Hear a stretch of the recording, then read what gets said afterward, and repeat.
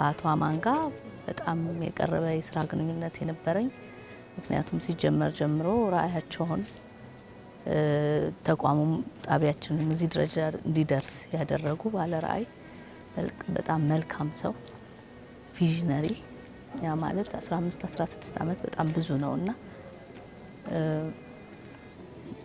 በጣም ሁሉ ነገር ናቸው እና ሐሳቢ ናቸው ለኢትዮጵያ ሚዲያ እድገት የነበራቸው ማንንም ፕራይቬት ሚዲያ ሳይጀምር ይሄንን አላማ ይዘው ሲገቡ የተቀላቀልኩ ሰው ነኝና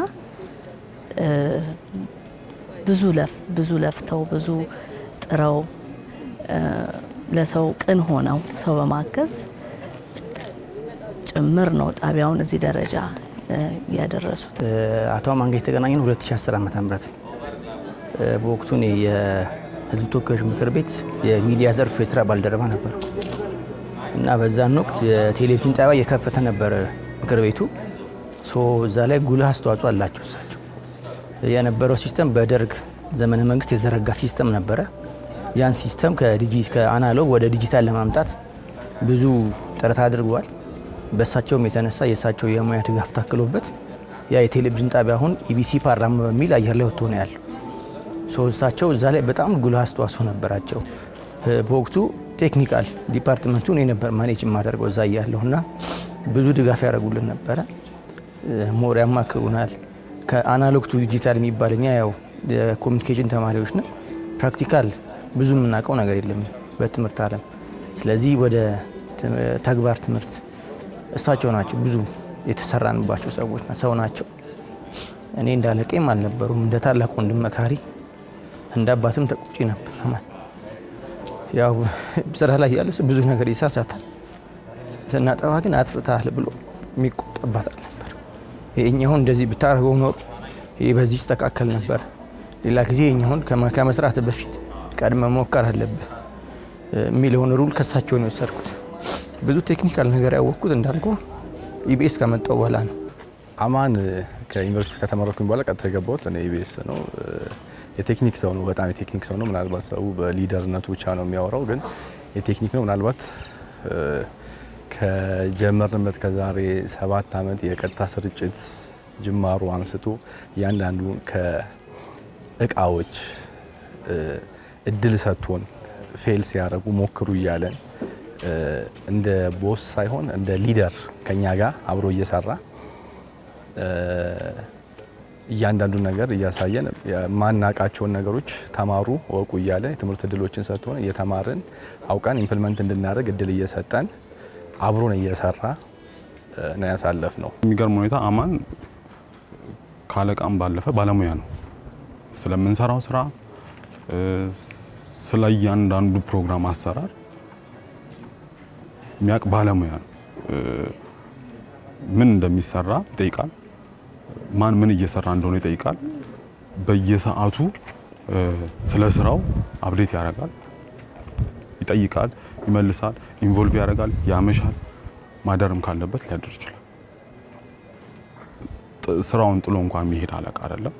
እያንዳንዱን ነገር ይጠይቃል። እሱ ደግሞ የኛን ጥንካሬ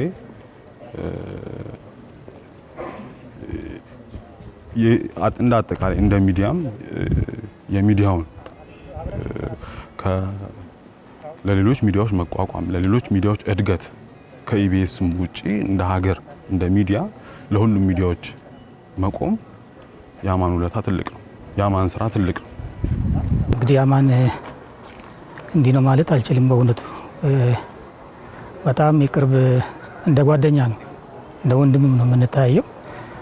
እውነት ሙሉ ስሜ እንኳን አይጠራኝም በእውነት ነው የምለው እና እኔ እንጃ ብቻ አላውቅም። እንደው አብረን የምንሰራበት ጊዜ ሁሉ አለ። የስራው ሀሳቡ የሚያመነጨው ሀሳብ በሚገርም ሁኔታ ነው። አንዳንዴ እንደውም አብሮን እየተጋገዝን የምንሰራበት ጊዜ አለ። ብዙ ጊዜ ያግዘኛል። የስራ አይዲያው ደግሞ በጣም የታወቀ ነው። የሚያመጣቸው ሀሳቦች የሚያፈልቃቸው ሀሳቦች በጣም በሚገርም ሁኔታ ነው። እንግዲህ ስቱዲዮን እንደምታየው ነው። ብዙዎቹ ከሱ የመነጩ ስቱዲዮች ናቸው።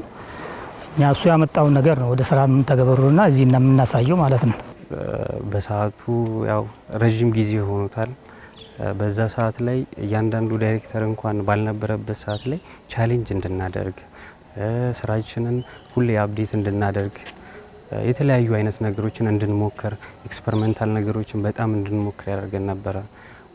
እኛ አንዳንድ ጊዜ እንኳን ካሜራ ባለማወቅ እንኳን የምናልፋቸው ነገሮች ከለር ፕሪሴት ላይ እንኳን በቃ ይሆናላ ተጭኖን የራሱ ብራንድ የሚለውን ይሄ ኢቢኤስ ከለሯን ራሱ ለማምጣት አብሮን እኩል ሆኖ ባለቤት ነው ተብሎ እንኳን በሚሰራበት አይነት ሳይሆን እኩል ከኛ እኩል በቃ አንዳንድ ጊዜ እንኳን እሱ ይደክመዋል እንኳን ብለን በምናስብበት ሰዓት ላይ እሱ አብሮን ሆኖ አጠገባችን ሆኖ እስከ ማታ እስከ ሌሊት ድረስ አብሮን ቁጭ ብሎ እስከሚመጣለት ድረስ ከለሩንም ምኑንም ሳውንድ ላይ ሁሉ ጥራት ላይ እንኳን አብሮን ሆኖ ነበረ። እያንዳንዱ ኢቢኤስ ላይ ያሉት ሾዎች ጀርባ አማን አለ። ግን አማን አይታወቅም። አማን ሪሰንትሊ ነው የሚታወቀው። አሁን በቅርብ ነው የምናውቀው ያለ ነው። እና አማን ብዙ ላለመታወቅ ስራው እንጂ እሱ ላለመታወቅ በጣም ሲጥር የነበረ ሰው ነው። አንድ አይዲያ ይዘሂድ አማን ጋር ሀሳብ የምታጣበት ሰው አይደል። ምንም ነገር ይዘሂድ፣ አንድ ነገር ይዘሂድ፣ 10 ነገር ያላየውን ዙሪያ ገባውን ነገር የሚያሳይ ሰው ነው። የሆነ ሀሳብ ይዘህ ትሄዳለህ። ዜና እንዲህ ልሰራ አስቤያለሁ፣ ይሄንስ አይተዋል፣ ይሄንስ አይተዋል፣ ይሄንስ ዙሪያውን ሲነግርህ በጣም የሚገርም ሰው ነው።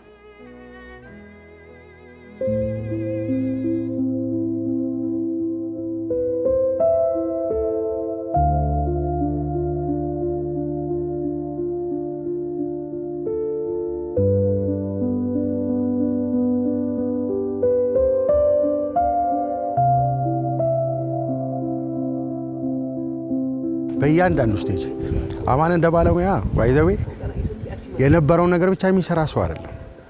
ፕላኒንግ ላይ ያለበት ኦንሴት ላይ ያለውን ነገር ይነግራል፣ ወይም ቀረጻ ላይ ያለውን፣ ኤዲቲንግ ላይ ያለ፣ ሪቪው ላይ ያለ፣ እስከ መጨረሻው ድረስ ሁሉንም ነገር በእውቀት የሚመራ ሰው ነበር አማን።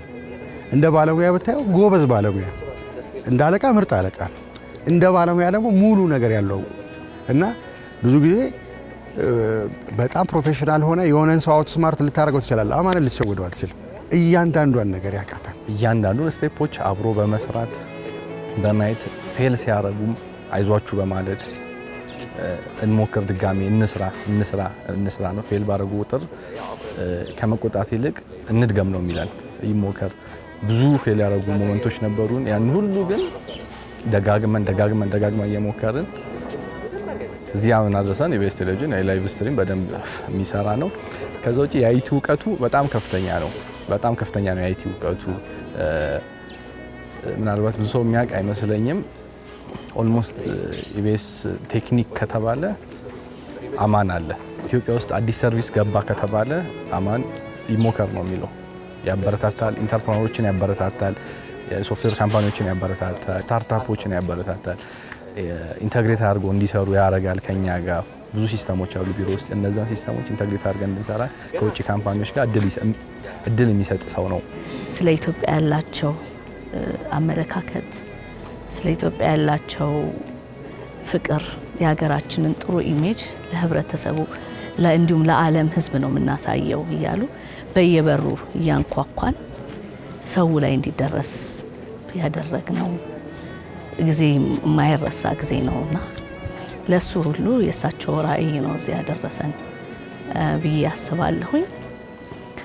መስጠት የሚለውን የሚያምኑ፣ መተጋገዝ የሚለውን የሚያምኑ ብዙ ነገር ናቸው።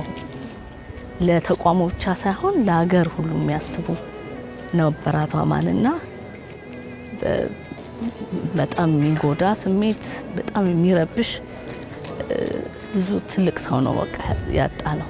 ጥግ ያለው ሰው መኪና ውስጥ ሆኖ ባለስልጣኖች ያወርቱ ይሆናል ምናምን ትክክል ነው ያወራሁት አይደል፣ አላጠፋውም አይደል፣ ትክክል ነው ያወራሁት፣ ሰው አላስቀየምኩም ይለኛል። እታች ወርዱ ሹፌሩ ነኝ እኔ፣ አያገባኝም እኮ ኢሹ ጉዳዩ አይመለከተኝም። ግን ያወራውን ሰው ሲያወራ ተሳስቻለሁ፣ አስቀይሜዋለሁ ሰው ምናምን ብሎ ይሄን ያህል ድረስ ይጠይቀኛል። እኔ ይሄን ጥያቄ ከሆነ ሊጠየቅ አይገባኝም፣ ሹፌር ነኝ። ስብዕና አንተ ጎረምሳ ስራ ጥሩ ነው እንዴት ነው ጎብዛል በርትታል የሚያስቸግርህ ነገር አለ ኤኒ ታይም ቀን የለ ሌሊት የለ በፈለከው ሰዓት ደውልልኝ ምናምን ነው የሚለኝ።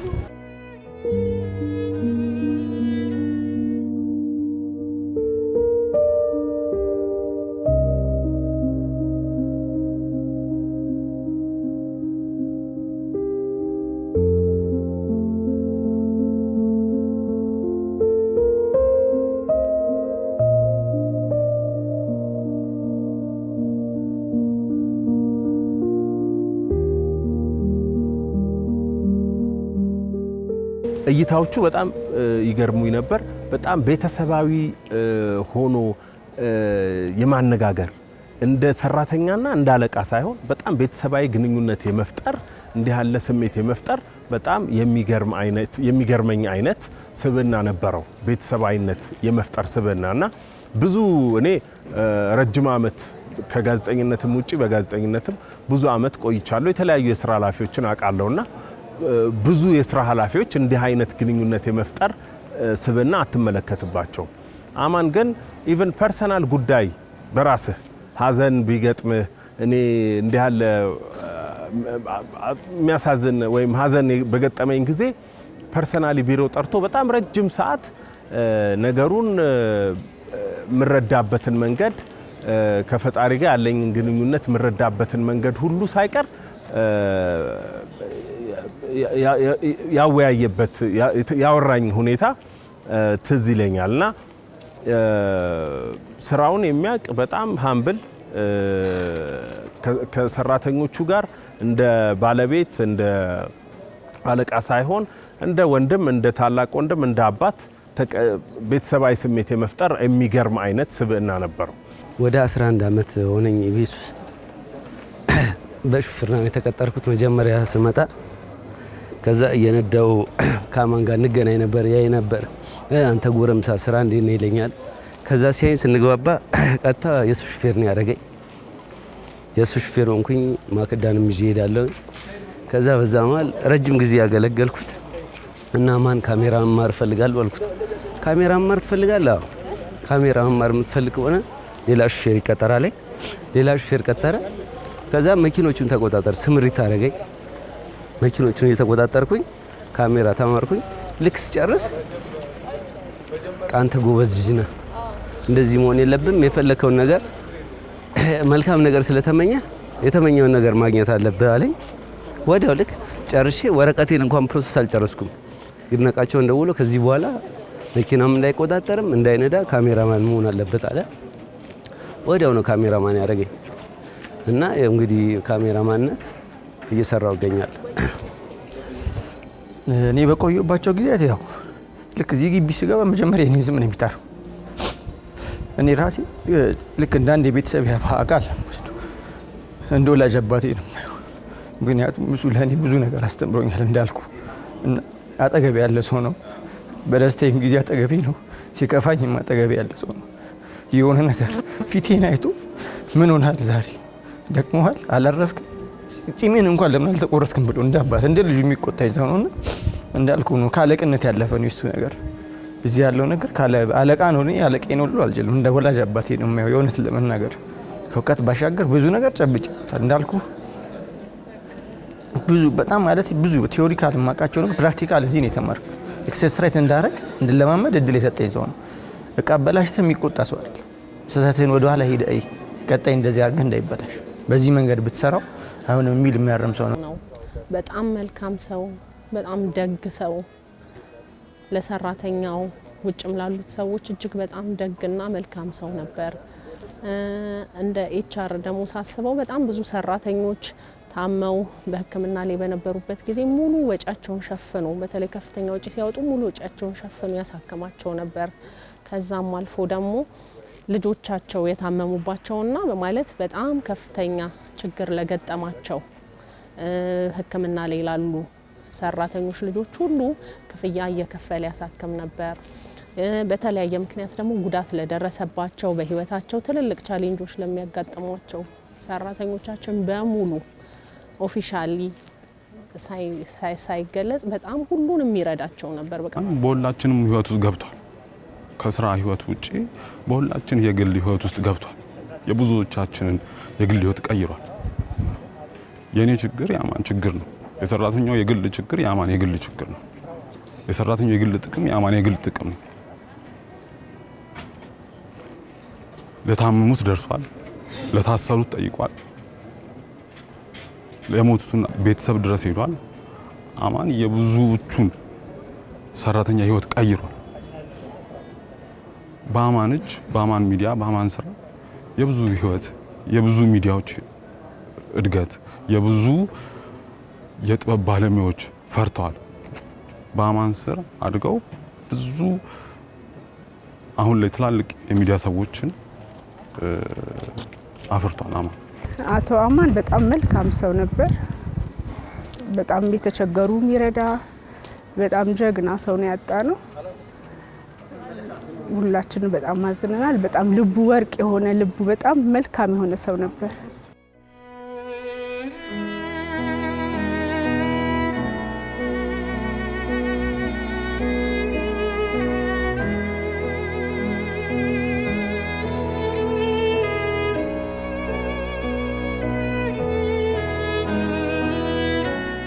አማን ፍስሐ ጽዮንን እኔ ጋዜጠኝነት በጣም የምወደው ሙያ ነው። በሚዲያ ሴክተር ውስጥ የኢትዮጵያን የሚዲያ ታሪክ ቀረብ ብዬ ለመከታተል እሞክራለሁ። አካሄዱን ቀረብ ብዬ ለመከታተል እሞክራለሁ። አማን ፍስሐ ጽዮን የአማን ፍስሐ ጽዮንን ሌጋሲ በደንብ መረዳት ያለብን በኢትዮጵያ የሚዲያ ኢንዱስትሪ ታሪክ ውስጥ ምን አደረገ የሚለውን ነው። ወደፊትም ቢሆን በታሪክ ሰንደን በአግባቡ ልናስቀምጥና ልንናገር የሚገባው ጉዳይ ይሄ ነው ብዬ አስባለሁ። ሀሳብ ሳይሰጠን አይለይም። ያለንበትንም ሁኔታዎችን ይጠይቀናል። እንዴት ነው፣ ምን ጎደላችሁ፣ ምን ይጨምርላችሁ እያለ ለአዲስ ነገር ዝግጁ ነን። በየትኛውም አጋጣሚዎች አፕዴት እንድናደርግ መጀመሪያም እንዳልኩት አፕዴት እንድናደርግ አብሮን ሁል ጊዜ ነበረ። አሁንም ደግሞ ገና ያልተሰሩ ብዙ አይነት ፕሮጀክቶች አሉ። እሱም የጀመራቸው ፕሮጀክቶች አሉ። እነዛ ስራዎች ላይ ያው እንደ አለቃም እንደ ቤተሰብም እስከሆንን ድረስ ያንን ነገር በደንብ ልንሰራበት ይገባል እና እኔም ዝግጁ ነኝ። ላሉት ለቤተሰብም በደንብ ከጎናቸው ነን። እዚህ እንድንበቃ ሰራተኛውም ትልቅ ሰው እንዲሆን እንዲበረታ ስራ ብቻ እንዲያስብ ፍቅር እንዲኖረን ቤታችን እንደሆነ ፊል እንድናደርግ ነበረ። ወንድም፣ አባት፣ መካሪ፣ ሁሉ ሜንቶር፣ ሁሉ ነገር ነበሩ አቶ አማንና ያው በጣም ከፍተኛ ሀዘን ነው የሚሰማው። ሆኖም ግን የእሳቸውን ሌጋሲ ወይሳቸውን ራዕይ ለማሳካት የሚፈልጉትን ነገር ለማድረግ እንደ ኢቢኤስ ቤተሰብ እንሰራለን፣ አለማቸውን እናሳካለን። ዛሬ ከጎናችን ባይኖሩም ልባችን ቢሰበርም ግን ነገ እሳቸው ያሉት ነገር ተሳክቶ ደግሞ ማየት የሁላችንም የኢቢኤስ ቤተሰብ ፍላጎትም አላማም ምን ቆምለትም ነገር ስለሆነ እግዚአብሔር ነፍሳቸውን በአጸደ ገነት ያኖርልን እላለሁኝ። ለኢቢኤስ ክሩ ለሁላችንም አስታውሳለሁ 20-30 አንሞላም ነበር። አሁን 400 ሰራተኛ ድረስ ነው ያለው። የሁሉም አባት ነው፣ የሁሉም ፋሚሊ ነው። ሁሉንም ሰው በስርዓት ነው፣ ጥበቃ የለ፣ ጽዳት የለ፣ ሁሉንም ሰላም ብሎ አውርቶ ነው። እንግዲህ ለዚህ ሁሉ ሰራተኛ እግዚአብሔር መጽናናቱን ይስጥ። ለሚወደው ሰው፣ ለሚያውቀው ሰው፣ ለሚያከብረው ሰው፣ ለባለቤቱ ለማክዳ እሷን ባለውለቴ ናት እዚህ ጋር እንድደርስ እሷን ማስተዋጽኦ አለበት። ለልጆቹም መልካም መጽናናትን እመኛለሁ። እሱን ነፍሱን ይማርልኝ። ትልልቅ ውለታ የዋለላቸው ብዙ ሰዎች አሉ። እዚህ ቤት ከወደቁበት ያነሳቸው ብዙ ሰዎች አሉ። ባለቤቱ አለች፣ ልጆቹ አሉ፣ ቤተሰቦቹ አሉ፣ ወንድሞቹ አሉ። ከምንም በላይ ለነሱ መጽናናት ይሁን። ከባድ ነው በዚህ ጊዜ ስለ እንደዚህ አይነት ነገር ማውራት። እግዚአብሔር ያጽናችሁ፣ እግዚአብሔር ያጽና። እንደ አገርም እንደ ሰራተኛም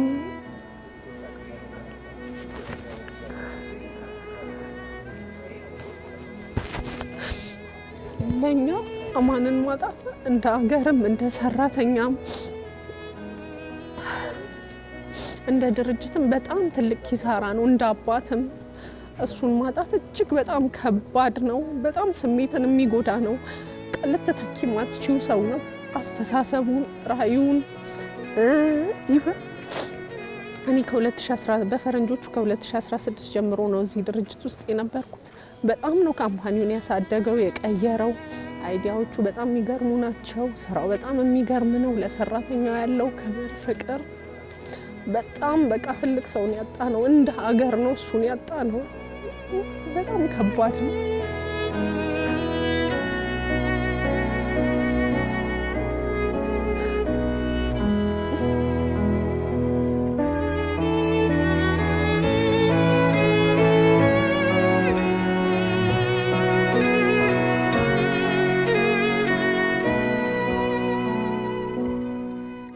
ያው ለቤተሰቦቹ፣